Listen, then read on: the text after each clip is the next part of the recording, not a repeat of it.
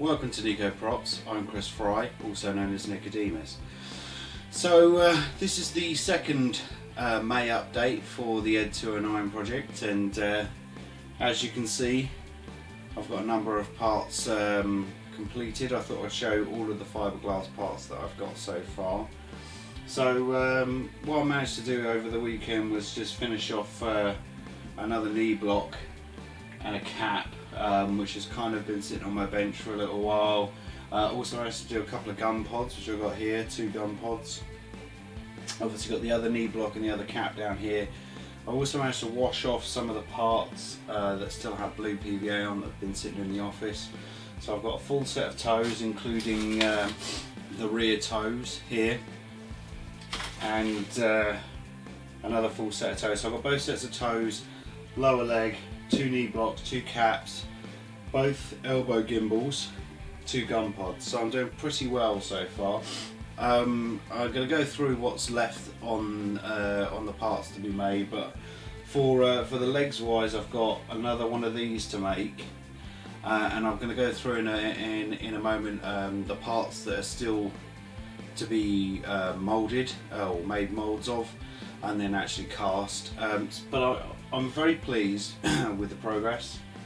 As I say, both gun pods done, 2 caps, 2 knee blocks, 2 sets of toes, 2 elbow gimbals, 1 lower leg. So that's pretty good, frankly. Let's go through the parts that I need to do to kind of finish off the masters that I've got, and we'll go through the masters that I'm going to need to make to finish the project off, and then we can get into the processes that I'm going to need to finish off.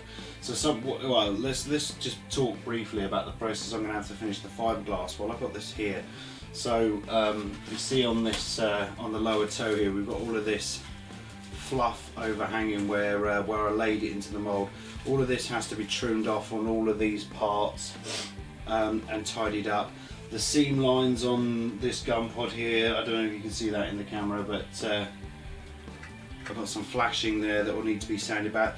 You may notice there's little blue bits where essentially the original master wasn't fantastic. There's little dimples and things that I didn't catch when I was making the master, and some of the blues got caught in it from the blue PVA. That's not a problem because I'm going to sand these anyway to accept the paint. So those last little bits will be smoothed out in the final coats. So that's going to be the finishing of the fiberglass part. So let's have a look at the parts that I still need to mould. I've got masters for them, maybe partially finished masters. We're going to have a look through those and see what we're going to do next. Right, so what we've got left on the project so far, masters wise, I've got, this is actually the dome. So this is it's actually going to be a reverse mould, so it's kind of like a plug. So I'm going to lay fiberglass over this and then add a texture to it and pull off the finished dome straight off of this. This is MDF frame underneath with polyurethane expanding foam covered with car body filler. Now there's a lot of dents and holes and things. You can probably see a few dinks, and there's drips of fiberglass on it where it was in my other workshop and got dripped on. So there's a little bit of work to do on this to smooth it out and paint it so it's nice and smooth.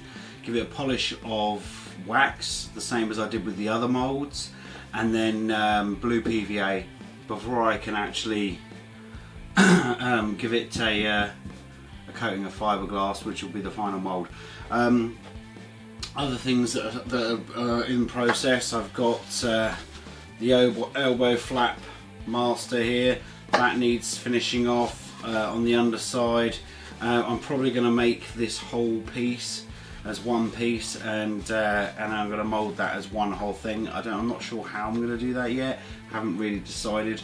I was originally going to do this as a fiberglass piece, the same as Sean Thorson did, and then put an insert into it. But I dismantled my vacuum former and and basically I decided that vacuum forming parts, although they're nice and quick, they're quite fragile, and if it's just being moved around from show to show to show, it's going to get damaged. So I'm trying to avoid using vacuum form parts if I can. So this is either going to be completely fiberglass, or it might be rotocast, or some other method. So that's that done. We've also got the ammo box, which goes onto the gun pod. That goes onto, bring a gun pod round, swing this round, and get a grip on this. So this is going to go in here like that on the gun pod, so that when the gun's down like that, you'll see that it's on the side there. Yeah, I'm going to make a mould of that. I'm probably going to make a silicone mould of this. Sean Thorson did his again, vacuum formed. I want it to be a bit more sturdy. I'm going to make a silicone mould. Not sure if this is going to be fiberglass or plastic yet. My mounting method is probably going to be something along the lines of magnet. I've still got to, in the gun pod as well, if I bring that back round. So these windows have got to be trimmed out all the way around there. Then obviously the ammo box sits over the top of it, but there needs to be an insert in here for that to sit onto, so I need to make the insert for that yet and cast that. Again, I mean, that's probably going to be fiberglass, and then it'll be probably epoxied or something onto the gun pod itself. And then the ammo box, I'm thinking like magnets to connect it to that plate. So that's one thing. On top of the gun pod as well, on the front of the gun pod, there's this part. So this is like a kind of detail part. If I spin this round, hopefully without dropping it. So this is going to go in there like that, basically, and then the guns will go either side of that. So that's a really decent part. This is actually the second time I've made this part. I've made the first one and I liked it very much, but then I went back and I looked at the films and I did some sort of some still shots, and I realised that mine wasn't accurate to the film, and if I didn't correct it, it would bug me. So mine had much bigger holes here, the plate wasn't as large, so I had to correct it. It has to be as accurate as I could possibly make it. That is the goal. Another thing that I've got here, which is goes onto the knee block, and then has, let me grab a thigh cap here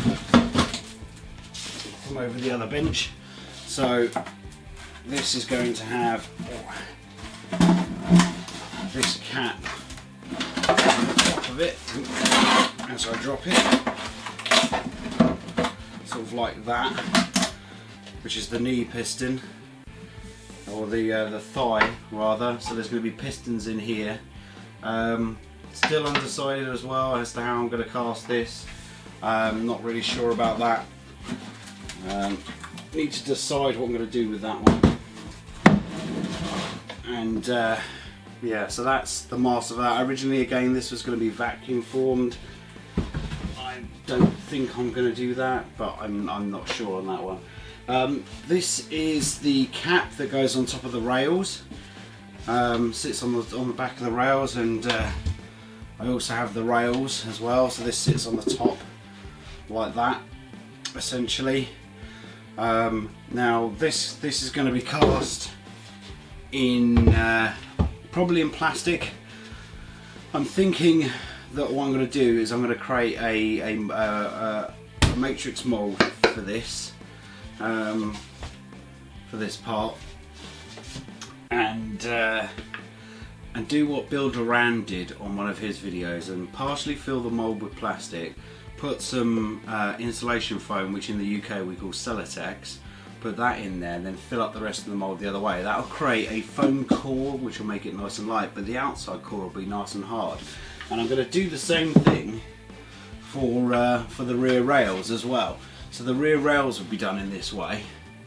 Again, matrix mould with a bit of plastic in, put the foam in, fill it up with the rest of the plastic. I'm hopefully going to video that process because I think that'd be a good video to have on my site and for you guys to see.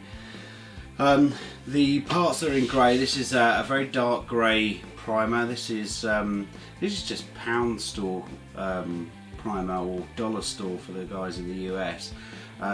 Seems to work really well. It shows up on the MDF that I'm using for this when I haven't sealed it properly with PVA.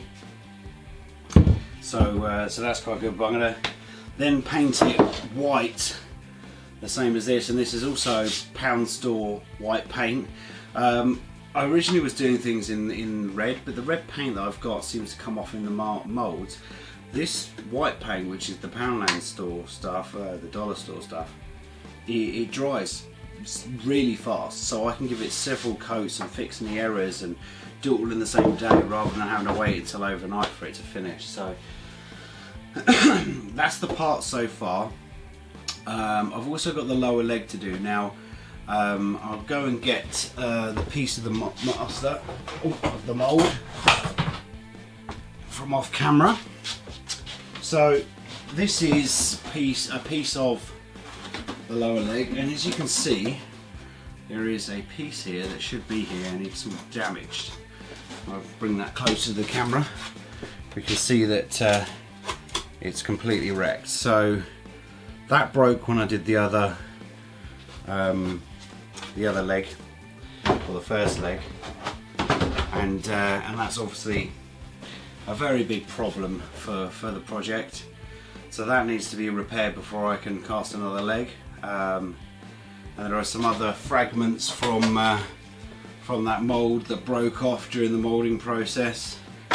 So yeah, that's going to have to be fixed before I can use that mould again.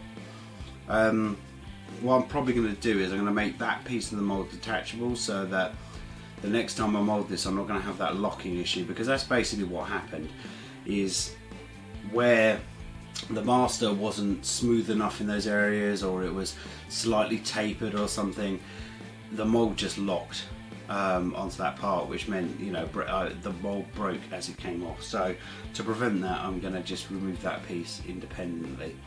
I kind of think that maybe the ridges on the leg, I should have moulded those separately and put them on afterwards, but hindsight is a wonderful thing.